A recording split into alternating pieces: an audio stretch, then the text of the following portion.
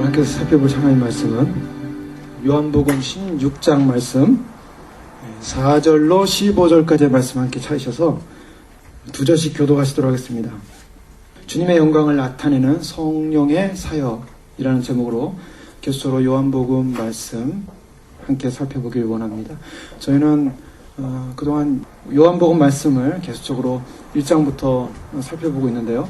지난 시간에 우리가 살펴본 말씀은 요한복음 14장부터 시작돼서 16장까지 이루어지는 말씀들을 보면, 특별히 요한복음에서 14장 이전에는 예수님께서 제자들과 함께 다니시면서 특별히 예수님이 유대인들에 대한 반박과 교리적인 차원에서의 하나님의 영광을 드러내는 작업을 계속하셨습니다. 그런데 14장 이후로는 이제 좀 더 친밀감이 들어옵니다. 예수님이 제자들과 함께 모이면서 제자들에게 특별히 제자들을 위로하고 제자들에게 소망을 주고 격려하는 장면을 보게 되는데요. 그래서 요한복음 14장을 보면 잘 아시는 말씀처럼 이렇게 시작합니다. 너희는 마음에 근심하지 말라. 하나님을 믿으니 또 나를 믿으라. 왜냐하면 예수님께서 이제 떠나셔야만 하기 때문입니다. 그래서 제자들의 발을 씻겨주시고 예수님의 죽으심에 관한 이야기를 계속적으로 은연중에 하시면서 이제 예수님은 떠나셔야 된다. 자, 떠나실 때는 분명히 목적이 있었죠. 근데 목적이 있었는데 그 목적을 다 이해하지 못하는 제자들은 근심에 빠졌습니다. 오늘 상황도 계속적으로 14장 이후에 근심에 빠져있는 제자들을 향해서 예수님께서 위로해 주시는 말씀입니다. 그래서 14장, 15장, 16장에 걸치는 말씀은 예수님께서 제자들을 특별히 위로하는 장면인데요. 특별히 저희가 14장에 보면은 많이 아시는 말씀이죠. 14장 27절에 보면 평안을 너에게 끼치노니 곧 나의 평안을 너에게 주노라. 내가 너에게 주는 것은 세상이 주는 것과 같지 아니하니라. 너희는 마음에 근심하지도 말고 두려워하지도 말라. 자, 평안을 너에게 주겠다. 예수님께서 우리에게 약속하신 약속 중에 가장 소망스러운 약속은 평안입니다. 평안을 주겠다. 또 15장 11절에 보면 내가 이것을 너에게 이름은 내 기쁨이 너희 안에 있어 너희 기쁨이 충만하게 하려 함이라. 내 기쁨을 주겠다. 또 말씀하십니다.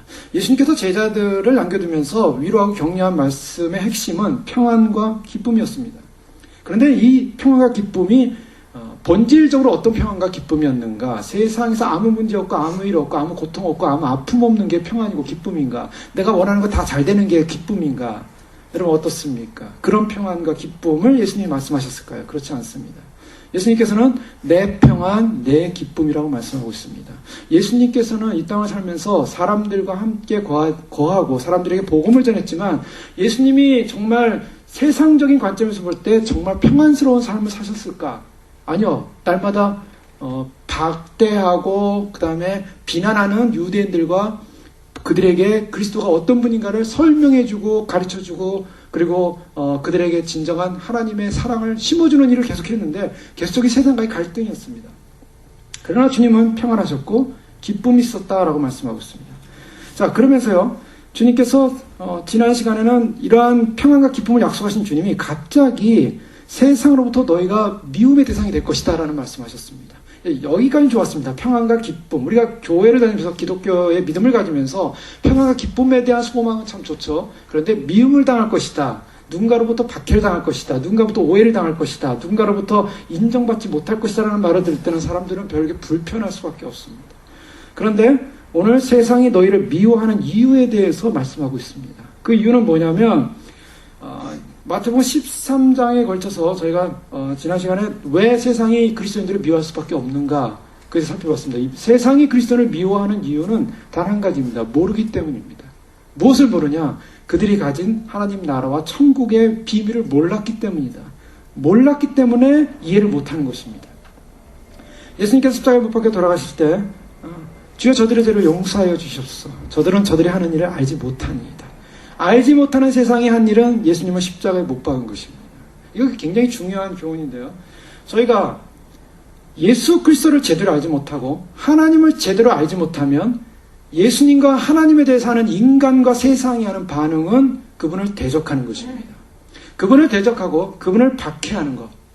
심지어는 그분을 죽이기까지 한 사실입니다. 자, 이것이 이제 굉장히 충격적인 사실로 다가오는 것입니다.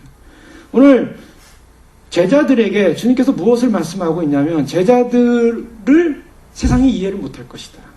왜? 나도 세상으로부터 이해받지 못했다. 예수님은 그 말씀하셨어요. 나도 이해받지 못했기 때문에 너희도 이해하지 못할 것이다. 그러니 너희가 박해를 당하고 미움을 당할 것이다. 그것을 당할 때 놀라지 마라. 그게 위로였어요. 그러면서 주님이 말씀하신 것은 내 평안과 내 기쁨을 주겠다. 왜 그랬는가? 박해와 몰 이해를 받음에도 불구하고 하나님이 가져다 주시는, 하나님이 예수 그리스도를 통해서 가지고 온 하나님 나라의 실현. 예수님은 이 땅에 처음 오시면서 무엇을 말씀하셨냐면 세례 요한이 회개하라 천국이 가까웠다라고 선포했어요. 회개하라 천국이 가까웠다. 예수님도 공생애를 시작하면서 회개하라 천국이 가까웠다. 예수님께서 이 땅에 오셔가지고 회개하라 나를 믿어라 이렇게 하지 않으셨어요. 천국이 가까웠다. 물론 천국이 가까웠다라는 언어적 표현은 이미 임했다라는 현재성입니다. 천국이 임했다. 즉 예수 그리스도 통해서 천국이 들어왔다라는 것입니다. 자, 예수님께서 이 땅에 오셔가지고 천국에 관한 얘기를 하시면서 외친 것이 회개하라였습니다. 그런데 예수님 그분 자체가 천국을 가지고 오신 분이었다라는 것이죠.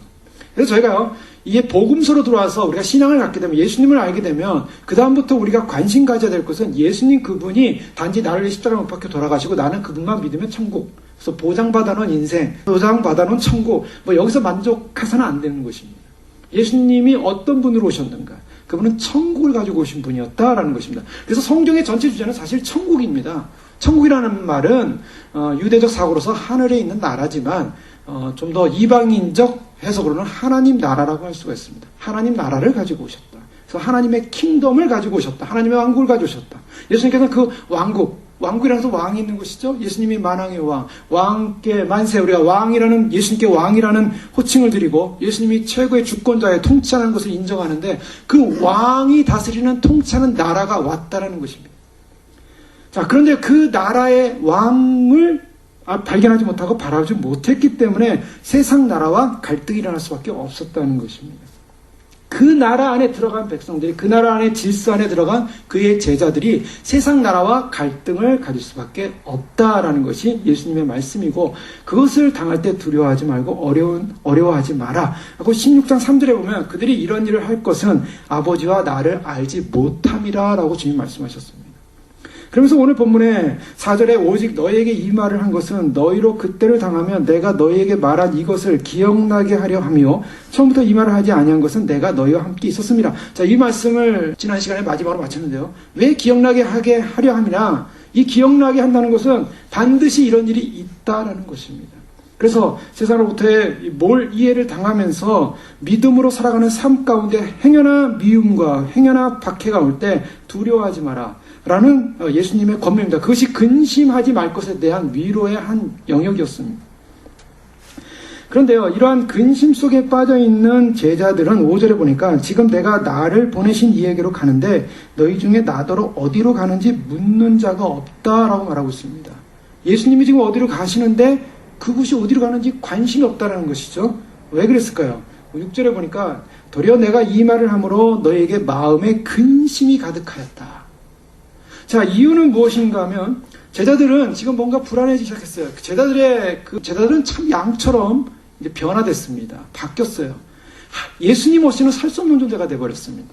그래서 예수님만 위탁하면서 사는 존재가 돼서 예수님이 다 보호해 주셨어요. 유대인들의 박해 속에서도 예수님이 보호해 주셨고, 또 먹을 것이 없고 굶주릴 때 예수님께서 그 먹을 문제도 해결해 주시는 그런 놀라운 역사를 경험했어요. 그래서 예수님과 함께 다니면 모든 것이 다 보호되는 그런 데 익숙해 있었던 제자들이었습니다. 그런데 그런 예수님이 떠나신다라는 그 말 앞에 이 제자들은 굉장히 공허감을 느끼고 소위 패닉 상태가 된 거예요. 이거 어떻게 하면 좋나? 누구를 의지해야 되나? 이제 우리는 뭔가? 그들은 그들 앞에 있는 인생, 자신들의 존재성 문제에 큰 갈등이 오기 시작한 것입니다. 그러니 자기 문제에 큰 갈등이 오니까 예수님에 대해 관심이 없어지기 시작하더라는 거예요. 예수님이 어디로 가시는지, 무엇을 하는지, 예수님이 무슨 계획을 갖고 있는지 전혀 관심이 없더라는 것입니다. 왜요? 근심에 쌓여있으니까. 여러분, 우리가 신앙생활, 믿음생활 하면서 우리가 때때로는 근심도 생길 수 있고 어려움도 생길 수가 있습니다. 그런데요, 여기서 예수님이 말씀하시는 것은 너희는 하나님의 일을 생각하지 않고 사람의 일을 생각하는도다. 제자 베드로가 예수님께서 사람들이 나를 누구라 하냐 했을 때 이런저런 얘기했습니다. 엘리야라고도 하고 세례 요한이라도 하고 너희는 누구라 하냐? 주는 그리스도시요 살아계신 하나님의 아들이십니다. 라고 베드로가 그런 얘기를 하니까 예수님께서 그제서야 내가 십자가에 내가 죽을 것이고 장로들과 대제사장들에서 죽임을 당할 것이고 3일 만에 살아날 것이다. 이런 말을 했어요. 그랬더니 베드로가 안 됩니다. 절대 안 됩니다. 이런 예수님이 죽으시면 안 됩니다라고 했어요. 그때 베드로에게 예수님께서 하신 말씀이 네가 사람의 일을 생각하고 하나님의 일을 생각하지 않는다라고 하셨어요. 그러면서 책망하시죠. 사단아 떠나가라. 책망하십니다. 그때 사람의 일과 하나님의 일. 예수님은 지금 어느 길을 향하여 가고 있냐면 사람의 일이 아니라 하나님의 일을 하면서 사람의 일이 아니라 하나님의 계획 가운데 이 길을 가고 있다는 것입니다. 그런데 문제는 제자들이 예수님이 가시는 그 길에 대한 방향을 몰랐고 뜻을 몰랐어요. 그러니까 그들은 너무 감정에 충실했기 때문에 너무 우울해졌고 그래서 하나님의 영광을 바라보는 관점이 아니라 자신들의 앞에 닥쳐올 운명에 대한 불안, 두려움, 불이익에 대한 생각을 했다는 것입니다. 자, 이것이 바로 인간이죠. 사람들이 갖는 감정일까요? 믿음이 약한 제자들이 갖는 감정이었습니다. 오늘날 많은 사람들이 관심이 어디 있을까? 관심의 대상이 누군가? 저희가 신앙생활하고 예수님을 나의 주님으로 모셨습니다. 근데 그 신앙생활하는 예수님을 나의 주님으로 모신 그 예수님이 나에게서 목표가 되고 관심의 대상이 될 것인가? 그분의 계획과 뜻이 나한테 의미 있는 것인가? 아니면 나의 계획, 나의 생각, 나의 현실, 나의 삶, 나의 현장. 많은 사람들이 오늘날 나의 현실과 하나님의 뜻과를 구분을 못하는 경우가 많이 있는 것을 보게 됩니다. 하나님은 어떤 분이냐? 나의 현실을 위해서 존재하는 분이다. 이라고 생각하는 거예요. 그래서 여러분 큐티 많이 하시죠? 큐티를 하면서 뭐냐면 하나님이 오늘 나에게 무엇을 말씀하실까? 나에게 주시는 말씀. 누굽니까? 관심이 나에게 있어요. 나에게. 1차적으로. 여러분 이 초점을 바꾸시길 바랍니다. 오늘 하나님은 어떤 분이신가? 하나님은 나에게 무엇을 주시는 분이 아니라 내가 하나님 앞에 복종하고 따라야 될 것이 무엇이 있는가? 여러분 별거 아닌 것 같죠? 그러나 관점이 완전히 달라집니다. 나라는 현장 앞에, 나라는 현실 앞에 하나님이 개입하셔서 나의 현실을 어떻게 인도할 것인가? 내가 이렇게 기도했더니, 내가 이걸 소망하고 기도했더니 하나님이 그걸 응답해 주셨더라. 내가 이걸 막 기대하고 있는데 하나님께서 나의 길을 이렇게 인도하셨구나. 나의 비즈니스, 나의 관계, 나의 모든 환경, 나의 가족, 나의 모든 거, 그 하나님이 이렇게 인도하시는구나. 그래서 하나님이 나한테 이렇게 인도하셨습니다. 하나님이 나를 길을 이렇게 인도하셨고, 하나님이 이렇게 응답해 주셨습니다. 사람들이, 많은 분들이 이야기하는 내용들을 가만히 들어보면, 하나님이 나의 인생 가운데 이렇게 간섭해서 이렇게 주셨습니다. 자기 이야기입니다, 전부. 하나님이 어떤 계획을 갖고 있고, 주님이 어떤 계획과 어떤 삶과 어떤 뜻을 가지고 지금 계신가에 대한 관심이 없어요. 지금 눈에 보이는 나의 인생의 현실. 그 카테고리를 못 벗어나는 것입니다. 제자들은 그랬어요. 예수님을 따르긴 따랐고 예수님을 믿긴 했습니다. 예수님을 사랑한다고 고백도 했습니다. 그런데 예수님이 떠나는 것은 관심이 없습니다. 예수님이 왜 떠나는지, 무엇 때문에 떠나는지, 그 떠난다는 의미는 두 가지가 있죠. 예수님이 이제 돌아가셔야 한다는 것입니다. 죽으셔야 한다는 것입니다. 또 한 가지는 아버지께로 가야 한다는 것입니다. 죽으심과 승천을 말씀하고 계셨어요. 근데 거긴 굉장히 중요한 의미가 담겨져 있죠. 그 뜻에는 관심이 없어요.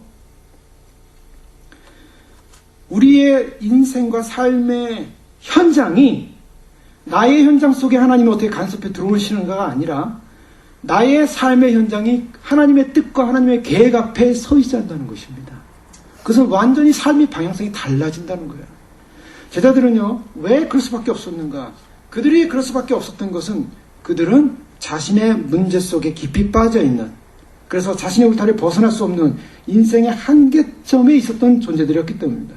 그렇기 때문에 예수님께서 그런 존재들을 바라보면서 이제 위로하시는 최종적인 위로를 주시는데요. 그 최종적인 위로가 뭐냐? 그것은 성령이 오실 것이다. 성령이 오신다는 게 왜 위로가 될까요? 지금 아무 방향성의 개념을 잡지 못하는 제자들에게 너희는 너희 스스로 살 수 없다.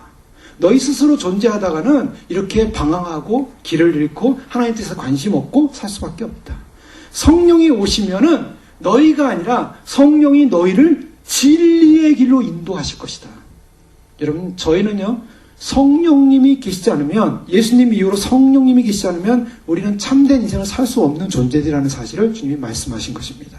우리 스스로 살아갈 수가 없어요. 우리의 계획으로, 우리의 생각으로, 우리의 이성으로 살아갈 수 없는 존재들이라는 것입니다.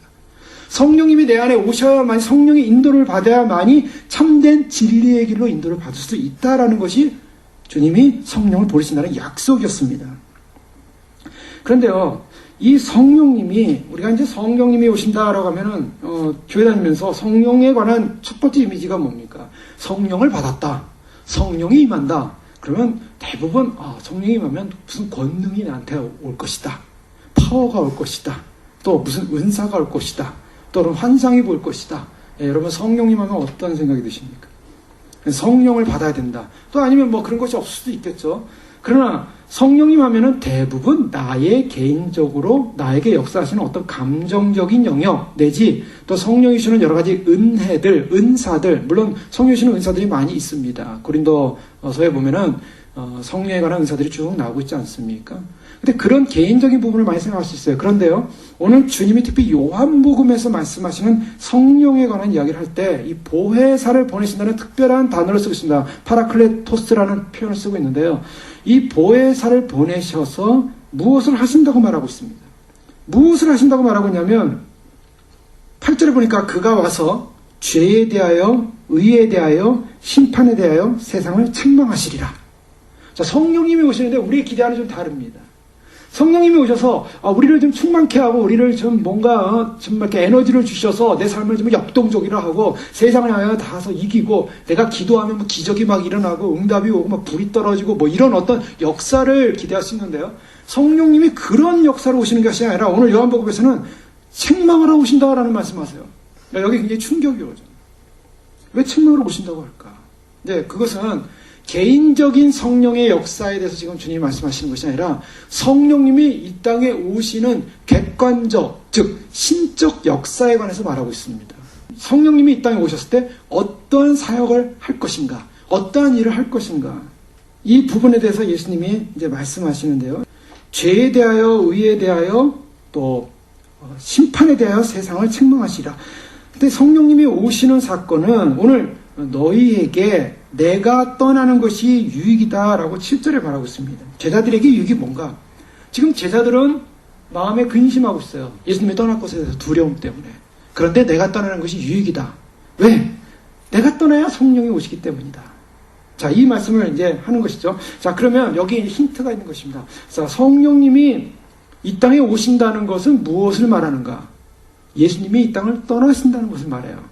예수님이 떠나는 걸 전제로 해서 성령님은 오신다는 것입니다.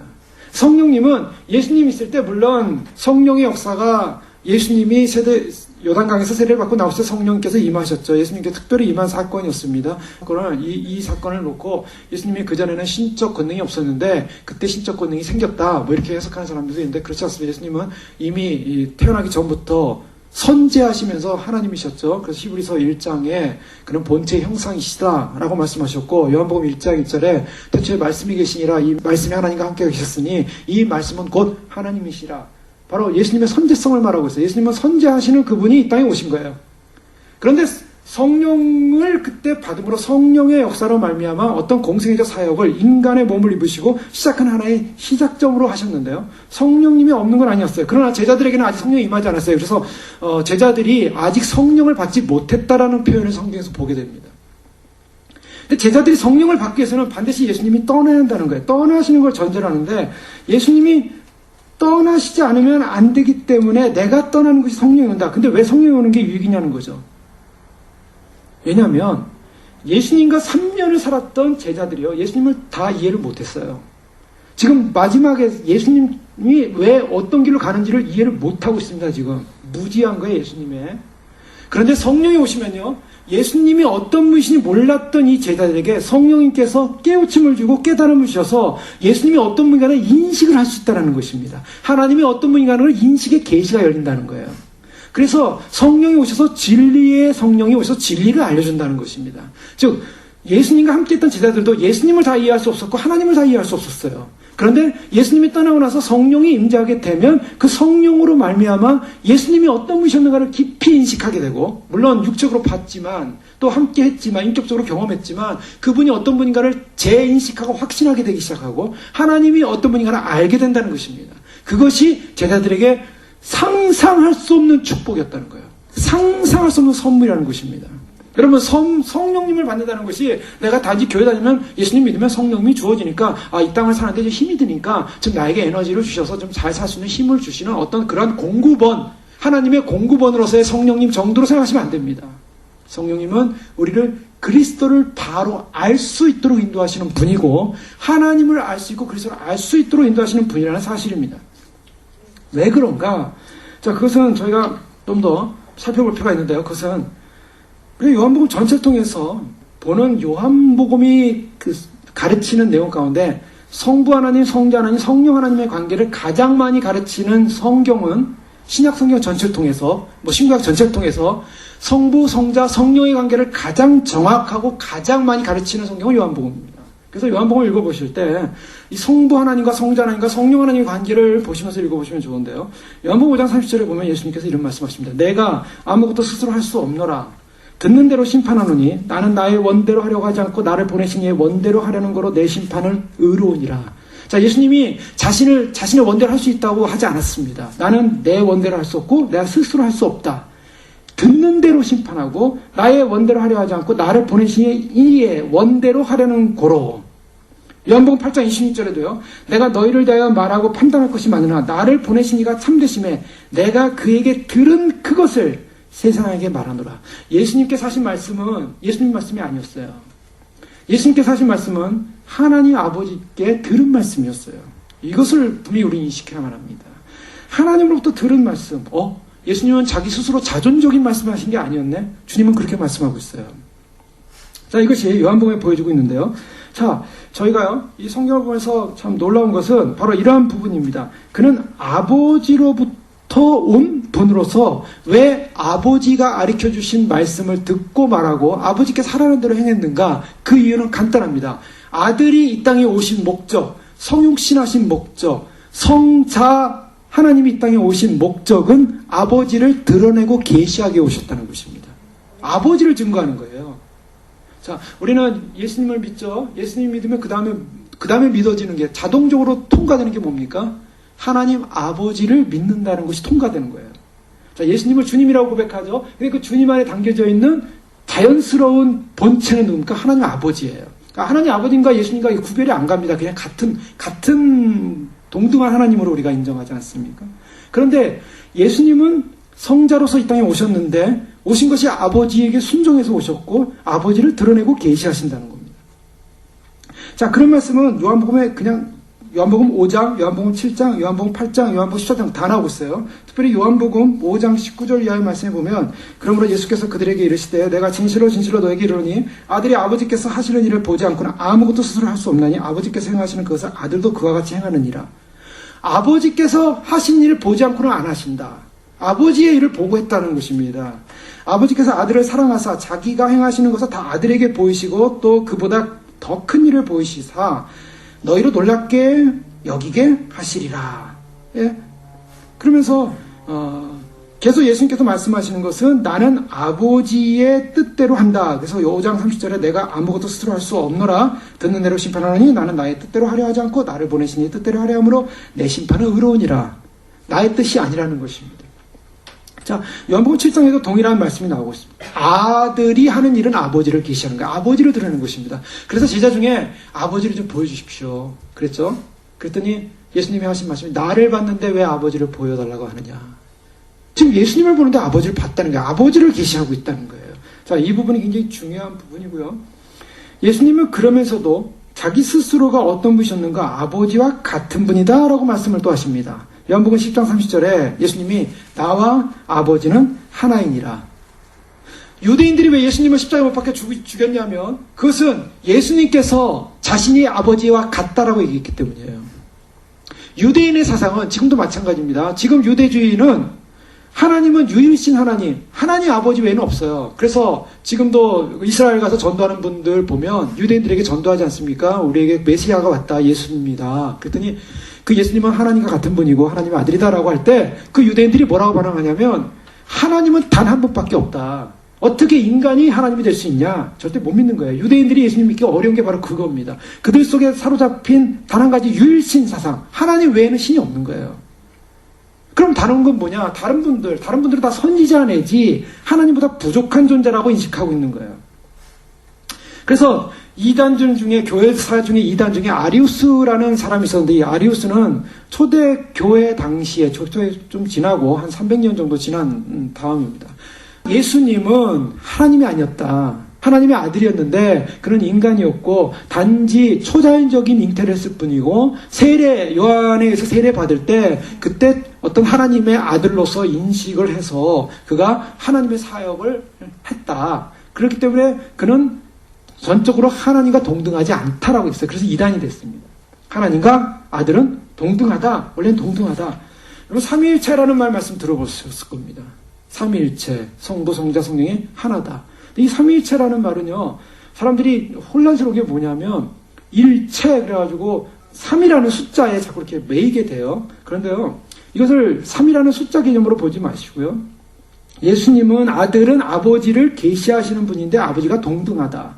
자, 이것을 뭘 말하고 하냐면, 이 동일 본질이 있어서 같다라는 표현을 합니다. 그래서, 호모, 우시아라는 표현을 쓰는데, 우시아라는 것은 이 본체고 호모는 같다라는 용어입니다. 함께한다. 그래서 이 호모 우시아라는 표현이 함께 본질이 같다라는 표현을 하는데요. 예수님이 본질이 아버지의 아들이지만 하나님과 같지 않다라 그래서 아리우스라는 사람이 호모 아이라는 영어로 하면 아이고요. 헬라어 하면 이오타인데 그 아이라는 이오타를 딱 넣어가지고 동일한 분이 아니라 비슷한 분이다. 유사 본질을 얘기했어요. 같은데 비슷하다. 근데 누가 맞냐? 유사 본질이 아니라 그 본체가 같다. 본체가 같다는 표현을 합니다. 근데 그 본체라는 우시아라는 이 표현이 또 다른 헬라어가 있는데 그 다른 헬라어는 히포스타시스라는 헬라어예요. 이 헬라어는 이것이 번역되는 과정에서 라틴어에서 펄소나라는 말로 번역됐고 영어로는 펄슨이라는 말로 번역이 됐어요. 그래서요. 이것이 이제 그 이후에 니케아 종교회의 이후에 사람들이 히포스타시스라는 히브리서 1장 3절에 나오는 그는 하나님의 본체의 형상이라 하나님의 본체라는 그 말을 할 때 바로 그 단어를 썼는데 그 단어를 펄슨이라는 말로 번역하면서 위격이라는 말 들어봤을 거예요. 삼위일체라고 할 때 삼위가 뭐냐? 성부 하나님, 성자 하나님, 성령 하나님. 근데 그걸 영어로 하면 펄슨이라는 말을 씁니다. 그래서 사람과 같이 어떤 인격을 가지신 분처럼 얘기를 해요. 그러니까 펄슨이라는 말이 들어가니까 성부라는 펄슨, 성자라는 펄슨, 성령이라는 펄슨, 세 펄슨이 생긴 거예요. 그러니까 하나님은 세 분이구나. 그래서 하나님은 하나가 아니라 셋이다. 이렇게 얘기하는 게 삼신론이라고 하는 것입니다. 삼신론은 이단입니다. 하나님은 세 분이 아니에요. 펄슨이라는 말을 썼기 때문에 세 개처럼 보인 거예요. 여러분, 하나예요. 그리고 또 구약시대에는 하나님이 어떻게 나타나요? 구약시대는 구약에는 하나님 아버지가 나타났고 신약에서는 복음서 당시에 예수님이라는 아들이 나타났고 그리고 교회 시대로 넘으니까 성령이 오셔서 성령 하나님이 나타났다. 그래서 시대마다 하나님은 이렇게 다르게 나타났다라고 구약은 성부 하나님, 예수님은 성자, 그리고 교회 시대는 성령 하나님 이렇게 해서 하나님이 어떨 때는 성부 하나님으로 나타나고 어떨 때는 성자 하나님으로 나타나고 같은 하나님이지만 그 하나님이 어떨 때는 아버지로 등장하고 같은 하나님이 어떨 때는 아들로 등장하고 예를 들면 집에서 각자 가장일 수 있지 않습니까? 밖에 나가면 어떤 그 직업의 명함을 가질 수 있고요. 그 밖에 나가면은 그 직업을 가진 분, 집에 오는 아버지, 또 집에 오는 남편. 같은 존재인데 사람마다 가는 곳마다 달라지더라 이거예요. 이렇게 사람마다 가는 곳마다 달라지는 모양을 갖는 존재, 그걸 양태론이라고 합니다. 이것도 틀린 것입니다.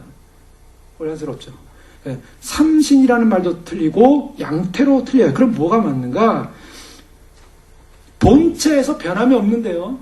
성자 하나님은 예수님이 이 땅에 오셨을 때 예수님이 이 땅에 오신 것은 하나님의 아들로서 역사적으로 자기의 존재를 계시하시는 하나님을 역사적으로 존재하는 계시하시는 아들로 오신 거고요. 성령이 오셨다는 것은 실존적으로 하나님을 계시하시는 것입니다. 그리고 하나님 아버지는 초월하시는 분. 그래서 이 내재하심과 초월하심. 쉽게 얘기하면 하나님 아버지가 초월자시지만 그러나 내재하시는 상황이 있었어요. 그 내재하시는 상황이 아들이 예수님이 이 땅에 오셨을 텐데 초월을 포기한 내재가 아니라 하나님을 포기한 아들이 아니라 하나님이시지만 아들로서 온 초월과 내재가 함께하는 분으로 공존하셨다는 것입니다.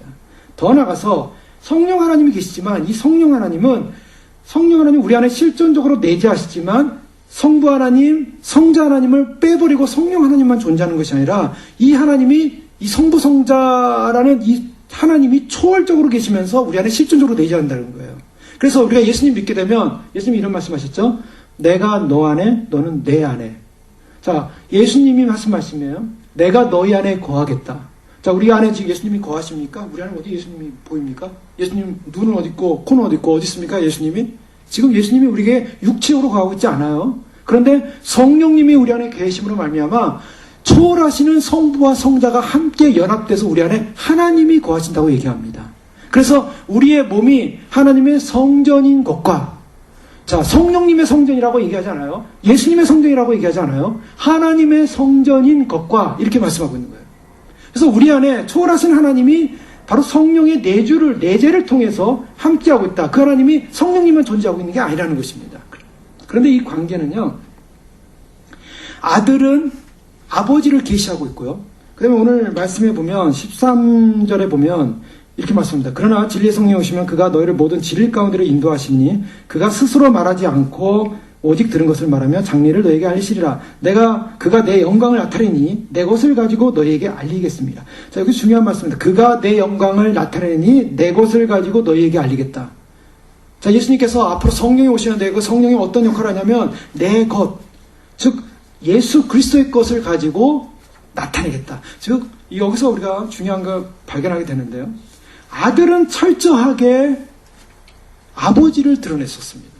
그리고 이 땅에 사시다가 아버지의 사랑, 아버지의 구원 계획, 아버지의 그 이 땅을 향한 그 마음, 구속을 향한 마음으로 해서 아버지에게 순종해서 철저하게 아버지 앞에 순종한 결과가 십자가에 죽으심이었어요. 그리고 예수님께서 죽으시고 부활하시고 아버지께로 가셨습니다.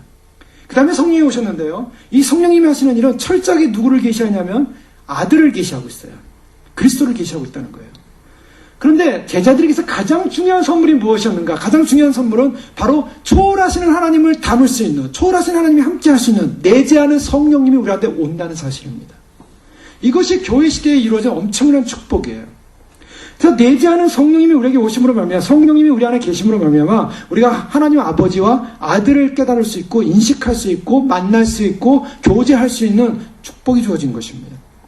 이 성령 하나님이 우리에게 주었다는 것은 바로 예수님을 계시하는데요. 자, 그러면요, 제자들에게서 가장 위대한 축복은 뭐냐면 성령을 받는 사건이었어요. 그래서 너희는 떠나지 말고, 내가 떠나더라도 여기는 예루살렘을 떠나지 말고 성령이 오시기를 기다려라.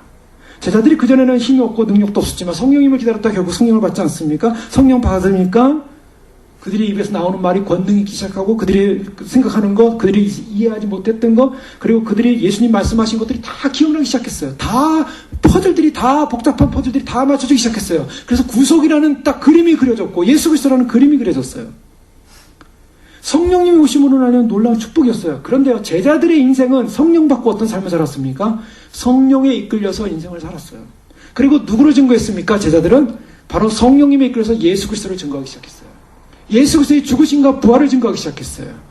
그 죽으심과 부활을 담대하게 증거하기 시작했어요. 예수님께서 성전 안에서 말씀을 전할 때 유대인들이 예수님을 막 죽이려고 했어요. 근데 베드로가 성령 받고요, 똑같이 성전 안에서 복음을 전할 때 사람들이 회개하기 시작했어요. 놀라기 시작했어요. 깨닫기 시작했어요. 3,000명이 회개하는 역사가 일어났어요. 얼마 전이었어요. 그 사건이 얼마 전이었어요. 성령이 오심으로 얼마 이런 놀라운 사건이 벌어졌어요. 그런데 여기서 한 가지 우리가 주목해야 될 것은 제자들이, 신자들이 예수 그리스도를 믿고 성령을 받게 된 다음의 삶의 모습이라는 거예요. 그 삶이 어떤 삶의 모습이냐면 바로 성령님과 예수 그리스도와 하나님과의 연합된 관계 속에서의 삶이라는 거예요. 우리는 이 점에 주목을 해야만 합니다. 여러분, 우리가 교회를 다니고 신앙생활 하는데요, 우리가 예수님을 믿었습니다. 하나님을 믿었습니다. 그리고 성령님을 받았습니다. 우리의 삶이 어떠한 삶이어야만 하겠습니까? 우리의 삶의 관심이 어디 있어야만 하겠습니까? 우리의 삶의 관심이요, 바로 관계 안에 있어야 한다는 거예요. 하나님과의 관계 안에.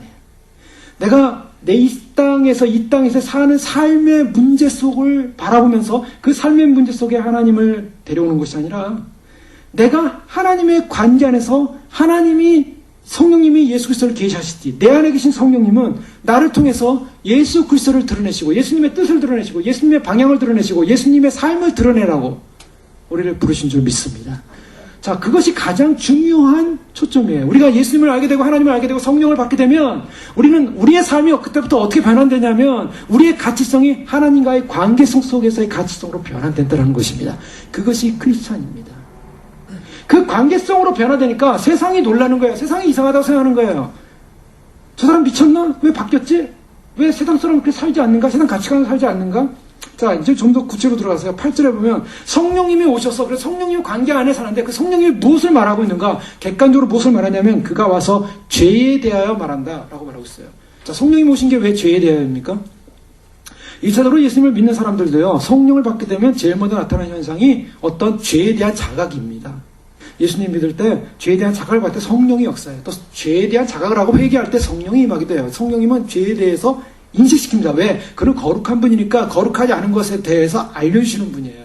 그런데 여기서 말하는 이 죄는 개인적인 죄에 대한 것을 알려주는 것이 아니라 여기서 말씀하시는 것은 이 세상의 죄에 대해서 말하고 있어요. 즉 예수님께서 떠나셔야만이 성령이 오시는데요. 지금 예수님이 떠나시는 목적이 이유가 뭡니까? 이유, 원인. 예수님이 왜 떠나셔야만 했습니까? 예수님이 이 땅에 오셨을 때는요, 사실 떠나기 위해서 오셨다고 보기는 어려워요. 자, 이것은 결과론적으로 우리가 봐야 되는데요. 예수님께서 처음에 오셨을 때 예수님은 어떤 목적을 가지고 오셨습니까? 세상을 어둠 가운데 빛을 드러내고 그 빛이 어둠이 빛을 받아들이고 예수님을 인정하기를 원했어요. 그런데 결론이 뭐였습니까? 세상이 예수님을 거절했어요. 예수님을 거절했어요. 죄라는 것이 뭔가? 우리가 죄라는 것을 지적할 때요, 죄라는 것이 결국 예수 그리스도 그분을 거절한 사건. 자, 이거 더 쉽게 하면 왜 거절했을까? 그 거절한 사건은 알지 못했기 때문에, 예수님을 알지 못했기 때문에 거절한 것입니다. 자, 그래서 이스라엘 백성들이 예수님을 십자가에 못 박을 때 한 말은 본디오 빌라도에게 우리가 지금 틀릴지도 모르겠다. 근데 우리 잘 모르겠는데, 근데 우리가 지금 확신하는 것은 만약 우리가, 잘 들어보세요. 왜 유대인들이 그랬는가? 만약 우리가 저 죽이는 십자가에 못 박아 죽이라고 하는 바나바 대신에 우리가 예수를 죽이라고 지금 선언하고 있는데, 예수를 죽이는 그 죽임이 만약 잘못됐다면, 요 잘못됐다는 말은 성경에 없어요. 그런데 잘못됐다면 뭘 전제하면 그의 피를, 그가 죽인 우리 그 피의 대가를 우리와 우리 자손에게 돌리소서. 왜요? 그들이 확신이 없었기 때문이에요. 그들은 불안했기 때문이에요. 예수님 저분을 볼 때 자신들이 죽이는 저 예수는 죽여서는 안 될 존재라는 불안감이 있었어요. 그런데 정치적으로, 상황적으로, 모든 조건적으로 볼 때 소위 말해서 유대주의의 헤게모니에는 저 예수님이 맞지가 않는 거예요. 저분을 없애야만 하는 거예요. 저 유대 지도자들이. 불안한 가운데, 두려움 가운데 많은 사람이 그를 칭송하고 그 불안 가운데 죄가 없음을 알매도 불구하고 이권과 정치적 야망 때문에 저들은 예수님을 죽여야 된다는 의식을 가졌고 죽이는 가운데 양심의 가책이 있었어요. 혹시나 우리가 잘못 죽였다면 그의 피의 대가를 우리와 우리 자손에게 돌리소서. 그 자손에게 넘어간 거예요. 그래서 2차 세계대전 때 유대인들이 홀로코스트로 그렇게 나치에서 죽임을 당할 때 사실은 우리는 참 역사적으로 보면 불행하고 너무나 슬픈 일입니다. 이스라엘을 그 모습 보면서 지금도 뭐 이스라엘에 대한 회복운동을 많이 하지만 그 나치에 죽음당한 그 유대인들 보면서 얼마나 불행한 사람이고 얼마나 불쌍한 사람들이야. 그러나 역사적으로 보면 그들은 사실은 대가를 치른 거예요. 무서운 대가를 치른 것입니다.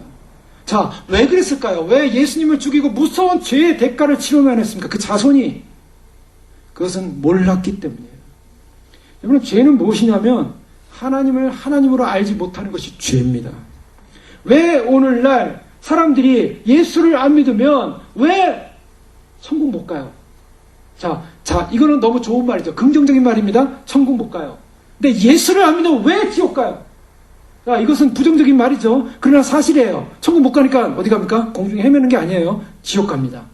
예수를 안 믿는 이유, 그렇게 도덕적으로 또 세상적으로도 점잖고 지식인이고 또 인정받을 수 있는 사람이고 남들이 볼 때 어떤 업적을 이룬 사람이고, 그런데 예수를 안 믿은 그 이유 하나 때문에 그 사람이 아무리 인권운동을 했었고 그 사람이 아무리 뭐 다른 사람을 위해서 봉사를 하고 빈민을 위해서 또한 자기 희생을 했고 어떤 무슨 인간적으로 볼 때 상을 받을 만한 그런 훌륭한 일을 했어도 예수 그리스도를 믿지 않으면 지옥이라는 거예요. 그걸 어떻게 대답하실 겁니까? 인륜적으로, 도덕적으로?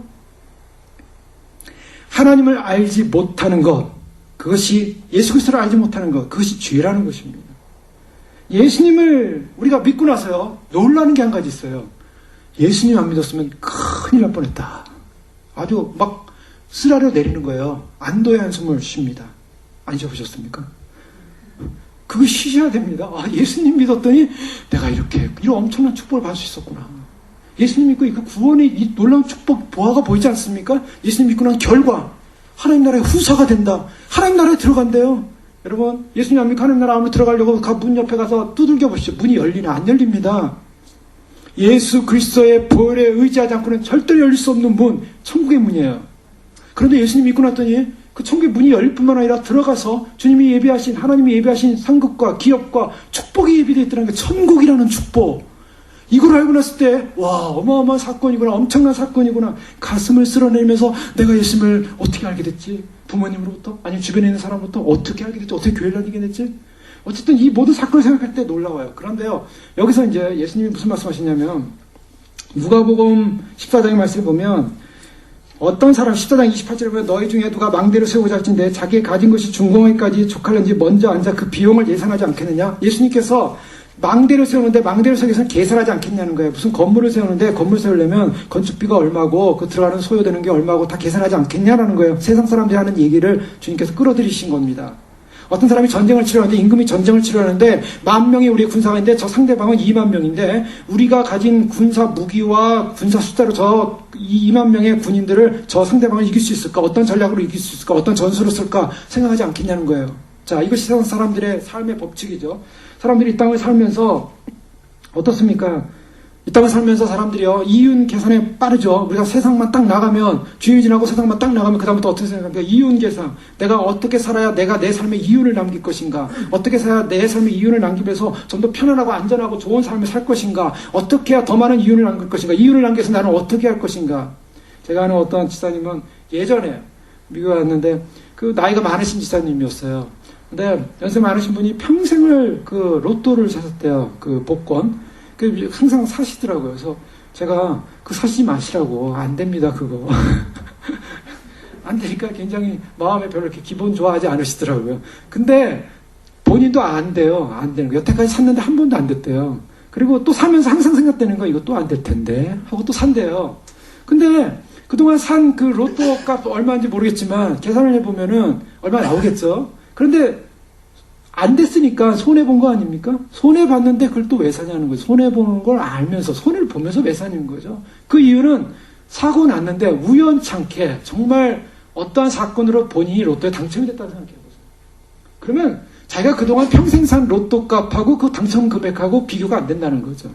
그걸 생각하기 때문이에요.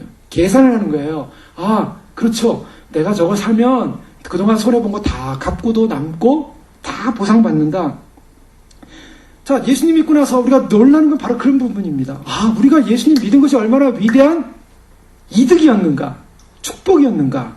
그렇지 않습니까? 이득이고 축복이기 때문에 예수님 믿는 거예요. 사실은 예수님 믿고 나서 전혀 축복 얻을 게 없다고 생각하는 사람은 참 예수님 믿기 힘들어요.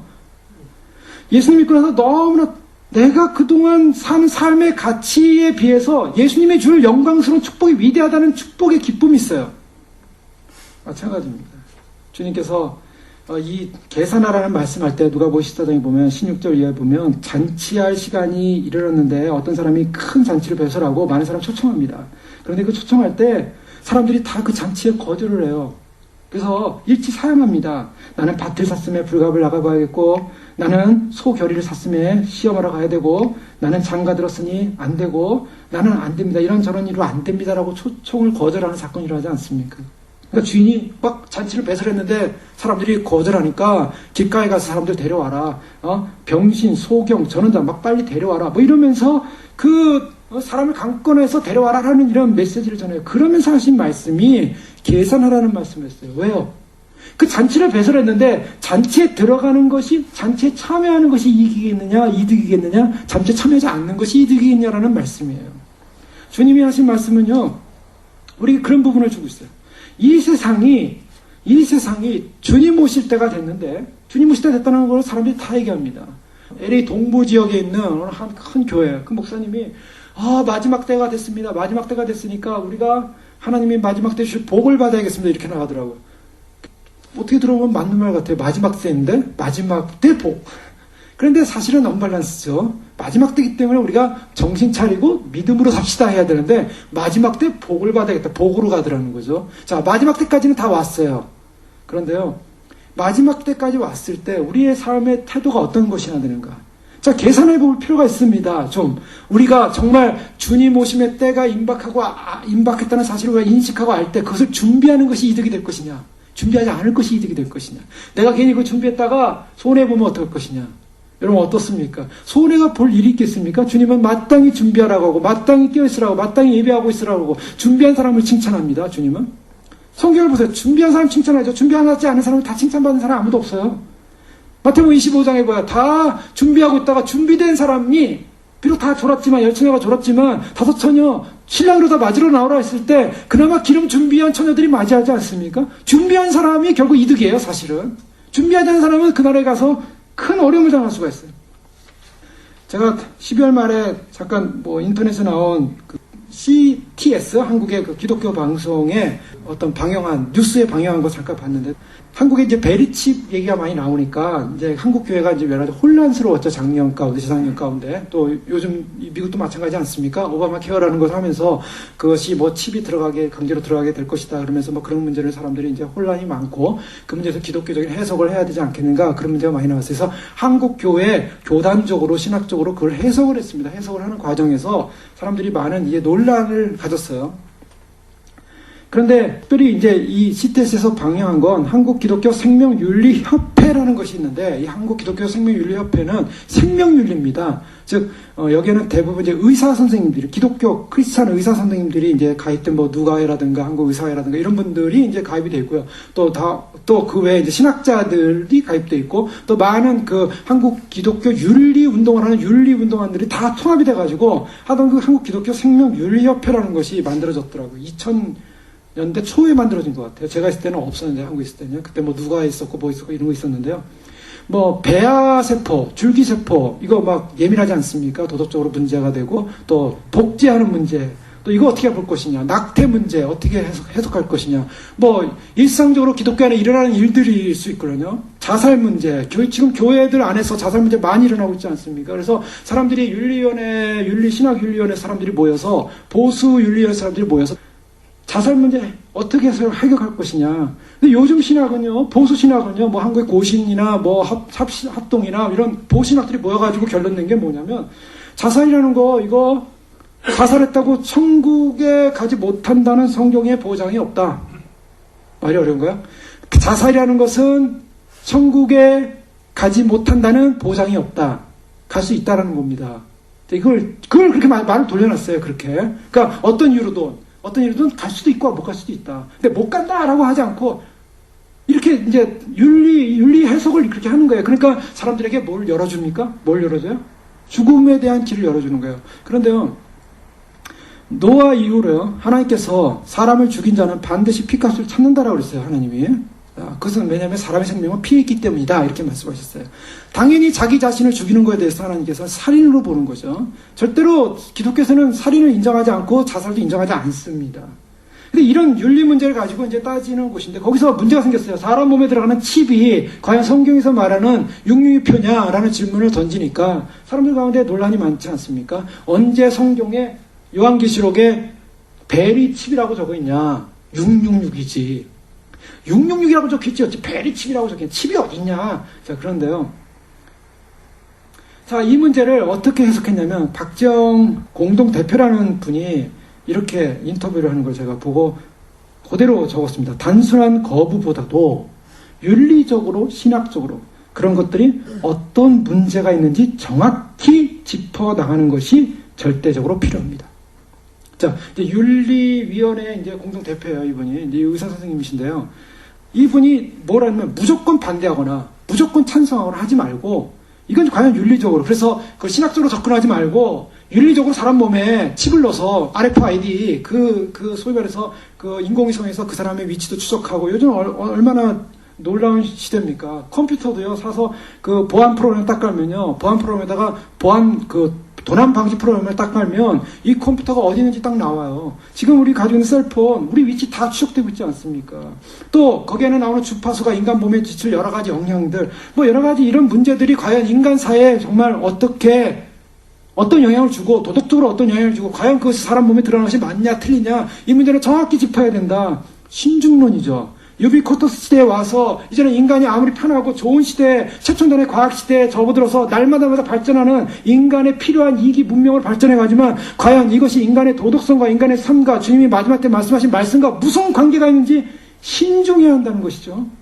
여러분, 그런 신중한 것만 생각해도요, 우리는 좀 더 이 시대를 바라볼 때, 그냥 이 시대는 막연히 그냥 내가 내 신앙만 지키고 내 할 일만 하고 살면 되는 시대가 아니냐가 아니라, 나중에 나는 주님 오실 때 몰라서 그랬습니다. 몰랐습니다. 여러분, 모른다는 이 무지는요, 물론 우리가 다 할 수는 없어요. 그러나 하나님 앞에서, 말씀 앞에서 우리의 삶에서 진지한 태도의 관심과 진지한 태도의 경계를 통해서 우리가 이 시대를 바라보고 인식하고, 그래서 주님 앞에 좀 더 깨어나고 준비할 수 있는 그러한 가치성만으로 좀 올라간다면요, 주님께서 우리에게 무엇이 옳고 무엇이 그르고 무엇을 해야 되고 무엇을 말해야 될지를 가르쳐 주시고 인도하실 줄로 믿습니다. 그런데 무조건 모른다고 하고 무조건 아니라고 하면 이거 문제가 심각해져요. 나중에 그것이 정말로 주님께서 말씀하신 성경에 이루어지는 그 놀라운 사건들이 일어날 때, 그때는 몰랐다라는 핑계가 통하지 않는 것입니다. 그래서요, 주님께서는 누가복음 12장에 개초로 말하는 것, 주인의 뜻을 알고도 예비치 아니하고 그 뜻대로 행치 아니한 종은 많이 맞을 것이요.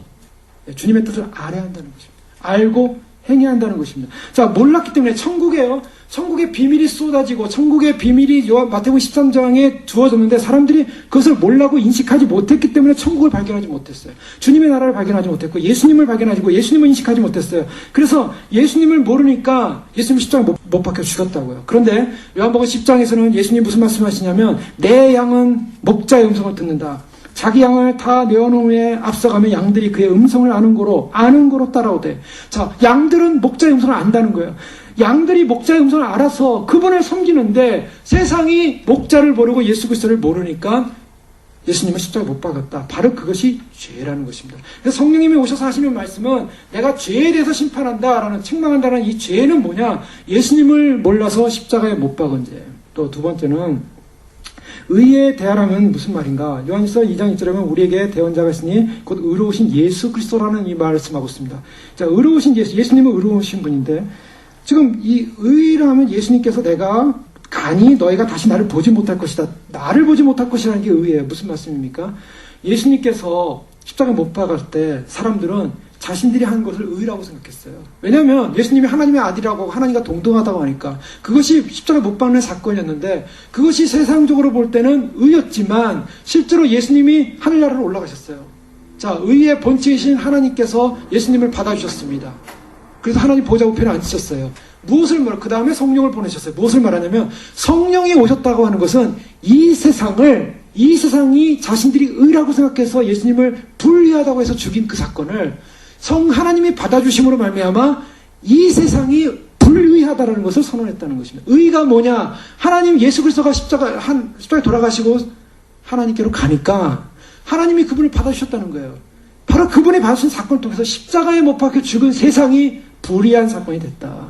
이것은 무슨 말이냐면, 세상이라는 존재 자체가 우리는 발인시켜야 된다. 우리가 사는 이 세상, 나가면 편한 이 세상, 사람들이 만나는 이 세상은요, 성령님이 오심으로 무엇을 말하고 있냐면, 이 세상은 예수 그리스도를 거절한 불의한 세상이라는 것을 증거하고 있다는 것입니다.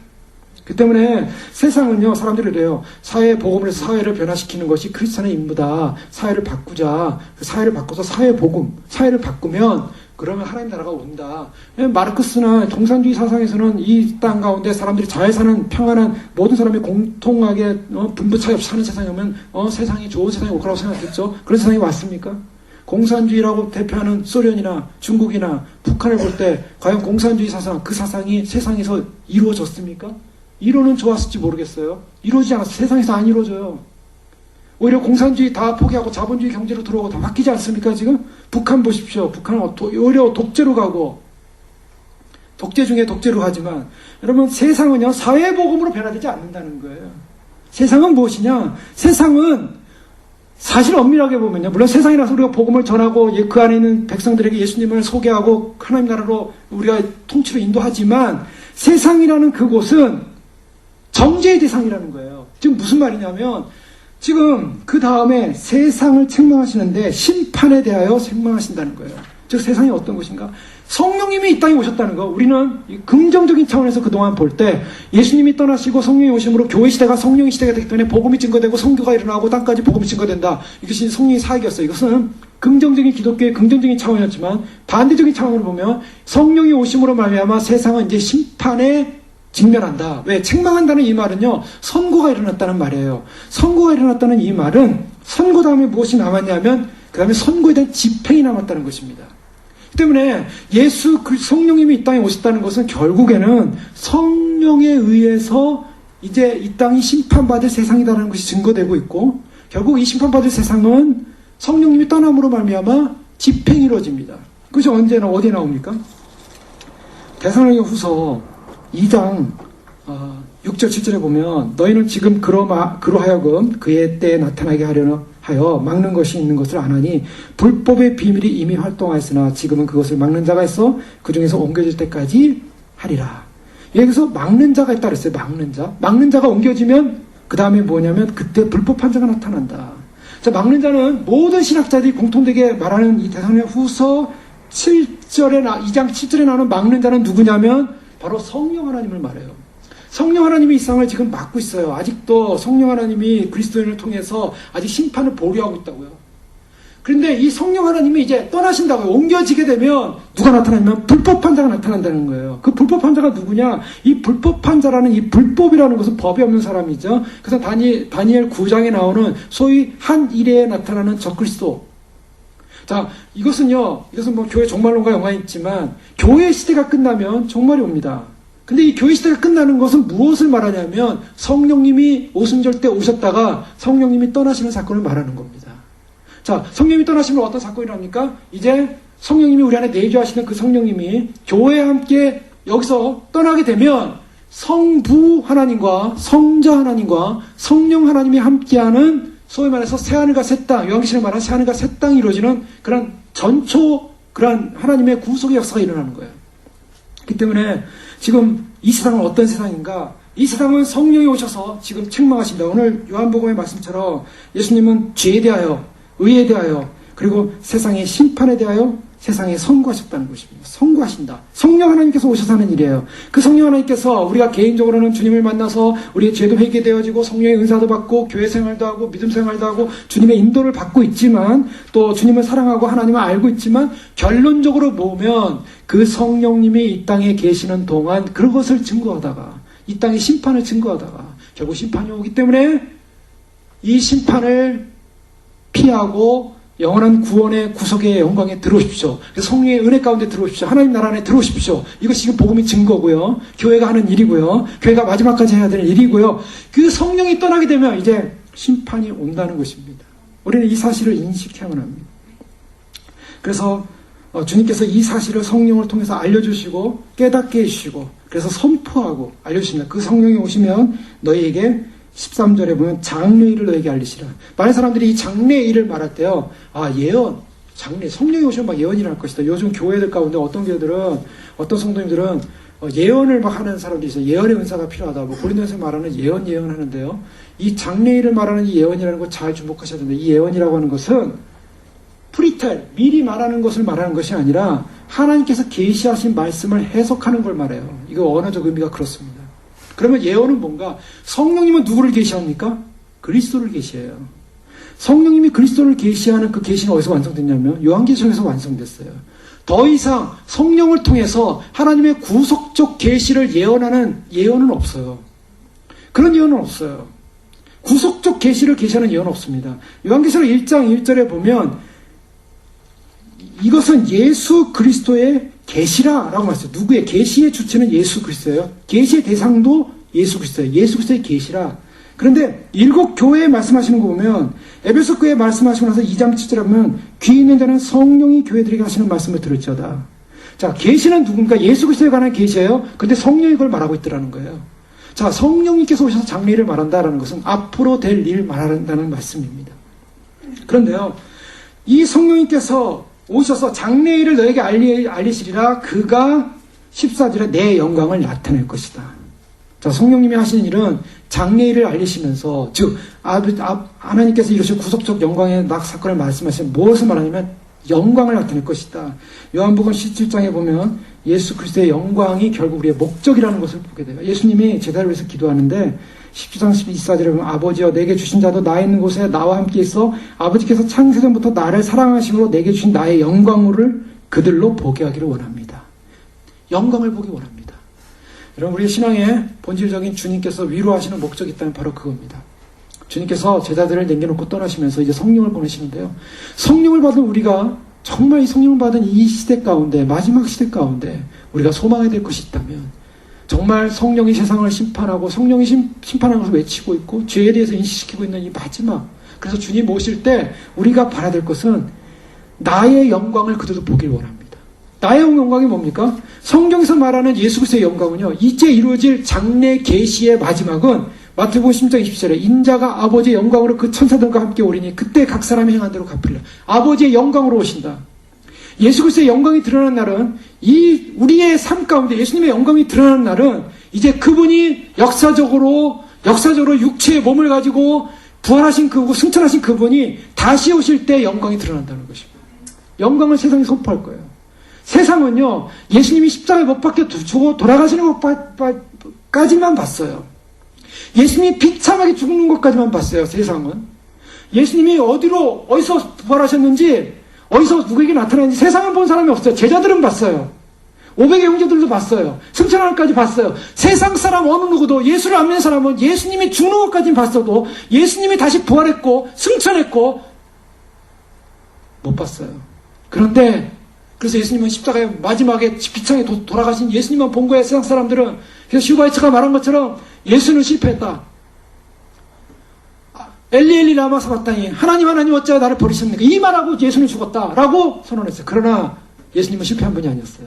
부활하셨고 승천하셨고 이제 온 세상 가운데, 온 백성들 가운데, 온 교회들 가운데 예수 그리스도의 영광을 선포하시며 오실 것입니다. 그 영광의 선포가 일어난 날 교회의 찬송의 날이요, 교회의 영광의 날이요, 우리의 삶이, 성령을 받은 우리의 삶이 그날의 영광을 보는 날이 될 줄로 믿습니다. 바로 그것이 크리스찬이에요. 크리스찬의 목적은 그리스도에게 있습니다. 그리스도는 아버지의 것을, 아버지를 계시하시고 아버지를 드러내신 삶이었고, 성령님은 예수 그리스도를 드러내시고 계시하는 삶이었어요. 우리는, 성령 받은 우리는 바로 예수 그리스도와 아버지를 우리 안에서 드러내며 기뻐하며 주님 오시는 영광의 날, 주님 오시는 영광의 날이죠. 영광, 그 이 비밀은 너희 안에 계신 그리스도니 그 영광의 소망이라. 영광의 날, 주님의 영광의 실체가 오는 날, 그날에 다 주님의 영광에 함께 참여하는 저 여러분 되실 주의 이름으로 축원합니다. 기도하겠습니다.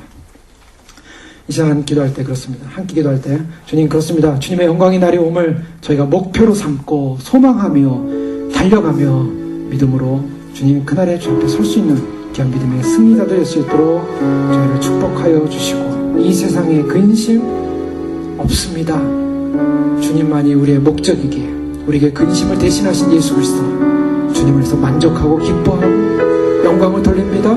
우리의 관심이 나의 인생의 문제가 아니라 예수 그리스도 주님에게 초점을 맞추고 살아가는 남은 생애가 될 수 있도록 축복하여 주시옵소서. 함께 기도하겠습니다. 할렐루야. 아버지 하나님 감사합니다. 저를 불러주시고 아버지 하나님 참으로 주님 영광의 날, 주님 오시는 날, 그날을 소망하게 하시니 감사합니다. 놓치지 않게 하시고 주님 바라보게 하시고, 그래서 주님 안에서 믿음 안에서 저희가 살아가는 귀한 믿음으로 저희가 설 수 있도록 축복하시고 놓치지 않게 하소서, 빼앗기지 않게 하소서. 그날 몰랐기 때문에 참으로 주님 이러한 일을 당한다고 참으로 말하지 않게 하소서. 주여 저희가 깨어나게 하시고 준비하게 하시고 주의 진리 가운데, 말씀 가운데, 생명 가운데 오시는 주님을 맞이할 수 있는 귀한 믿음의 승리자들이 될 수 있도록 저희를 이끌어 주시고, 아버지 하나님 믿음의 승리자들이 될 수 있도록 저희를 보호하시고 축복하여 주시옵소서. 아버지 하나님 그렇습니다. 주님께서 우리를 보호하신 하나님의 놀라운 사랑과 은혜 가운데 우리를 부르셨사오니 아버지 우리를 놓치지 않게 하시고, 생명의 주님 오시는 날, 영광의 주님이 오시는 날, 주님 다시 오시는 날, 주님 오시는 영광의 날, 아버지 하나님 주님을 맞이할 수 있는 그 영광스러운 소망을 놓치지 않도록 도와주시옵소서. 예수님만이 우리의 사랑입니다. 예수님만이 우리의 소망입니다. 예수님만이 우리의 기쁨입니다. 성령 하나님 우리에게 보내주셔서 성령의 기쁨과 소망과 살게 하신 주님, 성령이 오셔서 죄에 대하여, 의에 대하여, 심판에 대해 책망하실 때 아버지 하나님 참으로 주님 이 땅 가운데는 아버지 이제 책망받는 세상이지만 그러나 우리가 이 땅 가운데서 주님을 바라보므로 마지막 영광의 주님을 참으로 만나는 놀라운 영광의 축복을 허락하여 주시옵소서. 할렐루야. 축복하여 주시옵소서. 하나님 아버지 감사합니다. 이 시간 저희가 이곳에 온 목적이 있다면 주님을 만나는 것이고 함께하는 것이고 교제하는 것이고 우리가 이 땅을 살아가는 삶의 생애의 목적이 있다면 예수님을 알고 성령님을 받고 예수님과 교제하며 성령 하나님과 교제하며 드러내며 나타내며 이 세상을 향하여 성령님이 말씀하신 죄에 대하여 의에 대하여 또 심판에 대하여 책망하시는 그 세상을 바라보면서 마지막 주님 안에 속한 백성들 향한 우리 마지막 발걸음인 줄 믿습니다. 주여 참으로 이 믿음의 삶을 살다가 주님의 영광을 드러내는 바로 그날 영광으로 오시는 그날 우리가 주님의 영광을 다 볼 수 있도록 주님 저희를 축복하시고 기름 부어주시고 이곳에 온 사랑하는 귀한 성도님들 모두에게 주님 함께 해주셔서 영광의 주님을 만나는 그 소망 가운데 승리할 수 있도록 저희들의 남은 생애 전생애가 주 앞에 달려나갈 수 있도록 주님 저희를 축복하시고 인도하시고 세상을 향하여 바로 이 같은 주님의 영광의 오심을 선포하는 믿음의 백성들 될 수 있도록 축복하여 주시옵소서. 예수 그리스도 이름으로 감사하며 기도 올려옵나이다.